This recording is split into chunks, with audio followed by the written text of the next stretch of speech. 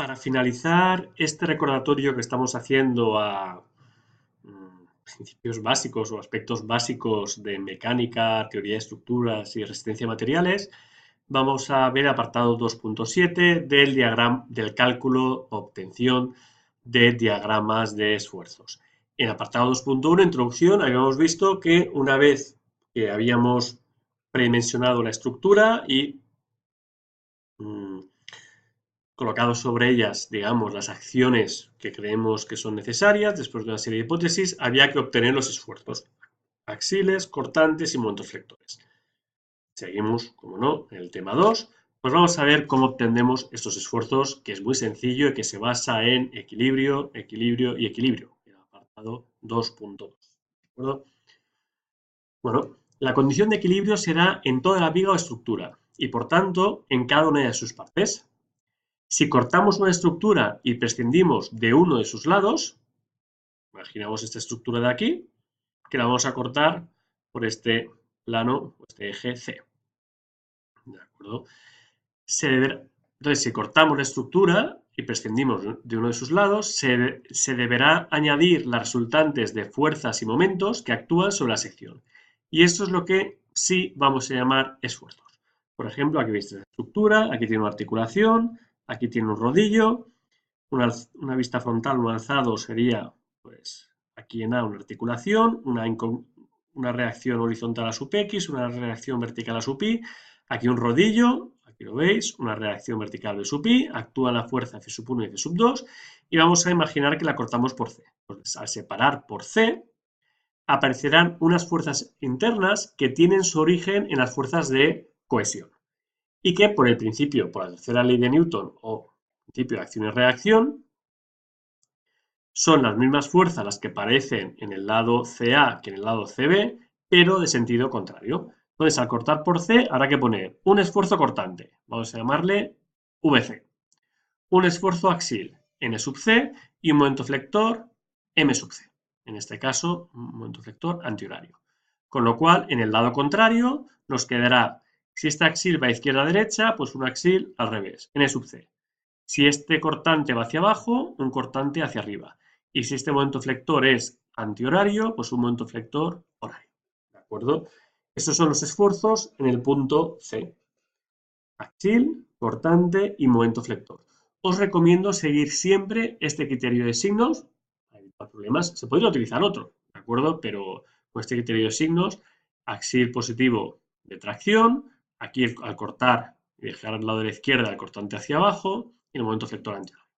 Pero ya os repito que si quisierais utilizar otro criterio, al final, si no os equivocáis, deberíais llegar al mismo resultado.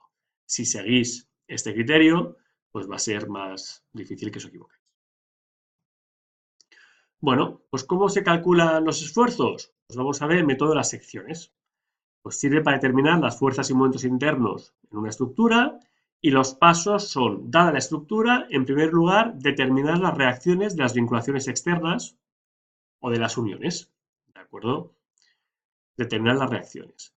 Después, el segundo paso será, pues, donde queramos calcular nuestros esfuerzos, pues pasar una sección perpendicular e imaginaria por el punto de cálculo. ¿Queremos calcular aquí? Pues imaginamos aquí tenemos una sección. Paso 3. Separar las dos partes de la estructura y añadir las fuerzas internas para conservar el equilibrio estático en cada parte. ¿De acuerdo? Cortante, axil y momento flector. O axil, cortante y momento flector. En cada lado pues van a ser igual NC, NC, MC, MC, VC, VC, pero de signo contrario. Este va hacia la derecha, este hacia la izquierda. Este es antihorario, este horario. Este va hacia abajo, este hacia arriba. ¿De acuerdo? Luego hay que elegir uno de los dos lados, el más sencillo, aunque el resultado es independiente del lado elegido. ¿De acuerdo? De hecho, los momentos flectores, fuerzas internas, tienen el mismo módulo, pero sentido opuesto. Y ya estamos colocando en sentido opuesto, con lo cual van a dar el mismo resultado. Y ahora, una vez que hemos elegido un lado, utilizar las ecuaciones de la estática, es decir, las ecuaciones de equilibrio, sumatorio de fuerzas horizontales, sumatorio de fuerzas verticales y sumatorio de momentos igual a 0, todo igual a ρ a 0, y podemos determinar pues, los esfuerzos en la sección C. Si lo hacemos en diferentes secciones, pues podremos determinar los diferentes esfuerzos.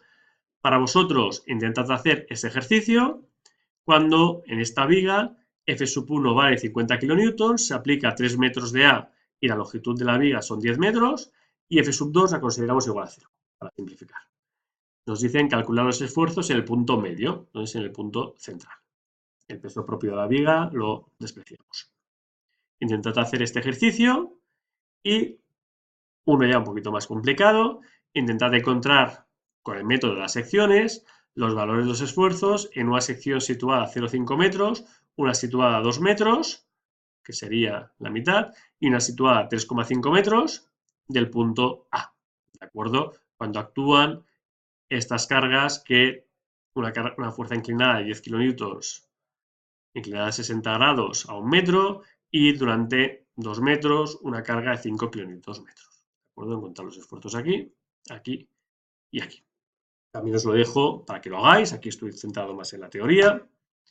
Y ya para acabar, comentaros que durante este curso utilizaremos también programas de cálculo, como por ejemplo Wineva o otros programas que van a hacer ellos el cálculo de los esfuerzos, o utilizaremos para cálculo manual, hay que saber hacer el equilibrio a mano, y otras veces utilizaremos el prontuario en SIDESA.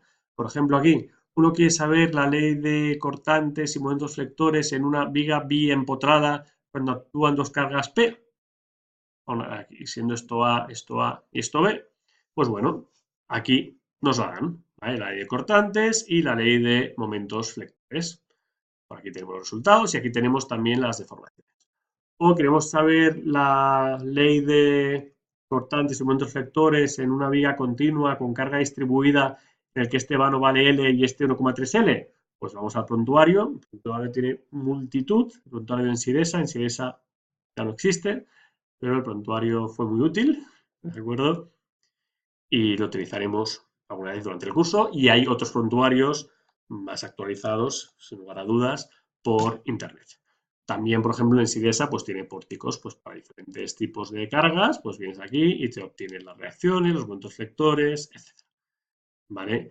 Gracias a todas las diferentes posibilidades que se ofrece el prontuario y el principio de superposición, es decir, que se pueden considerar las cargas por separado y superponer los efectos, pues podremos encontrar las leyes de cortantes, flectores y axiles, en su caso, de estructuras más o menos complejas, sin necesidad de muchos cálculos, solo mirando las tablas de los prontuarios. Muchas gracias por vuestra atención. Haced, por favor, los diferentes ejercicios que he planteado, intentadlos resolver vosotros y luego mirad la solución. Muchas gracias por vuestra atención. Espero que este tema de repaso os sea de utilidad para empezar bien el curso.